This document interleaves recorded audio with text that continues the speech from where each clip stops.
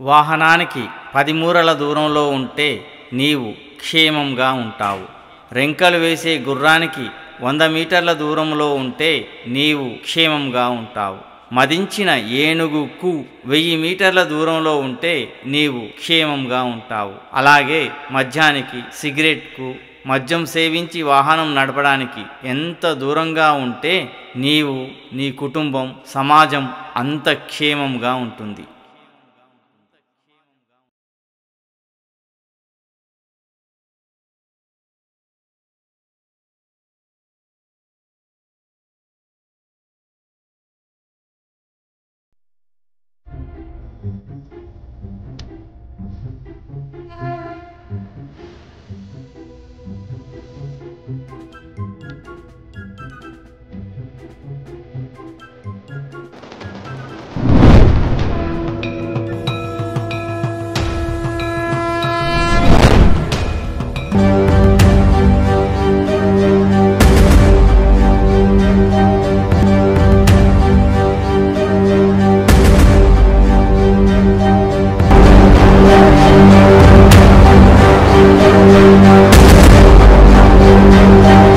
మనిషి భయం, పొరపాటు అనే తప్పుడు వాస్తు, జ్యోతిష్యం, నకిలీ దేవుళ్ళ వెంట పరుగులు తీయడం వలన చుట్టుముట్టేవే.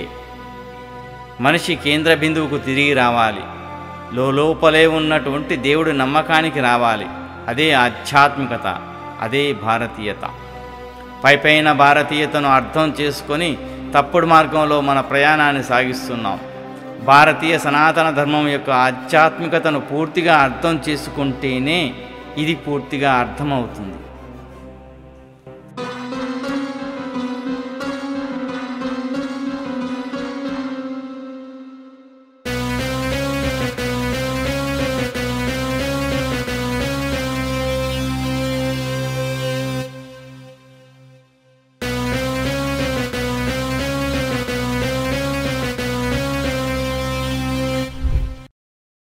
లింగమ్మ గారు,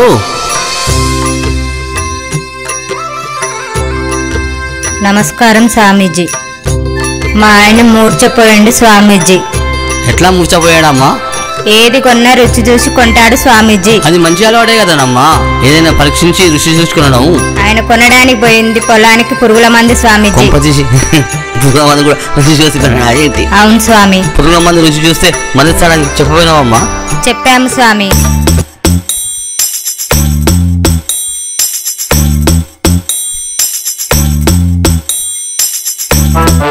వరి పొలానికి ఆకుముడత పురుగు పట్టింది, పురుగుల మందు కావాలి. ఇది పని చేస్తుందా? నిజంగా పని చేస్తుందా? పని చేస్తుంది. తాగొద్దే బాబు, తాగొద్దు తాగొద్దు. తాగదంటున్నా, నేను ఫస్ట్ అడుగుతా, సమాధానం చెప్పు. ఏందే అడుగు. పొలానికి పురుగుల మందు కొడతా పొలం వస్తుందా, పురుగులు వస్తాయా? పురుగులు వస్తాయి. నేను పొలం లాంటోనయా, నేను పొలం లాంటోని. ఇది తాగితే నా కడుపులో పురుగులు వస్తాయి, కానీ నేను సావను. తీయక బాబు, తీయక బాబు. ఓ దిక్కులోడా,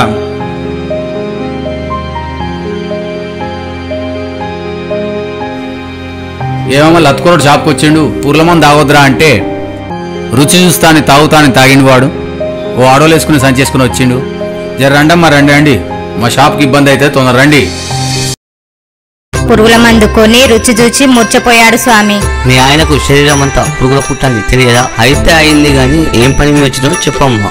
ఏం లేదు స్వామి, 10 తులాల బంగారం ఎక్కడో పెట్టిండు, మూర్చపోయి కోమాలకు పోయిండు. ఆశ్రమానికి 2 తులాల బంగారం ఇస్తే చెప్పేస్తానమ్మా. అలాగే స్వామి. మీ ఆయన దేని గురించి అయినా జాగ్రత్తలు చెప్పేవాడమ్మా? జాగ్రత్త అంటే స్వామి, మా దొంగ సచ్చినోడు సంచి జాగ్రత్తే అని చెప్పేటోడు. ఎక్కడికి పోయినా ఆ సంచినే పట్టుకొని పోయేటోడు. ఆ సంచిని పడుకునేటప్పుడు కూడా పక్కనే ఉంచుకునేటోడు. అంత జాగ్రత్తగా చూసుకుంటాడు స్వామి. ఆ సంచిలోనే ఉందమ్మా బంగారం అంతా. అయ్యో, ఆ సంచిలోనే ఉందా స్వామి? మేము ఆలోచించలేకపోయినాం స్వామి. నువ్వు ఆలోచించలేవు లేవమ్మా, ఎన్ని ప్రదక్షిణలు చేసినా.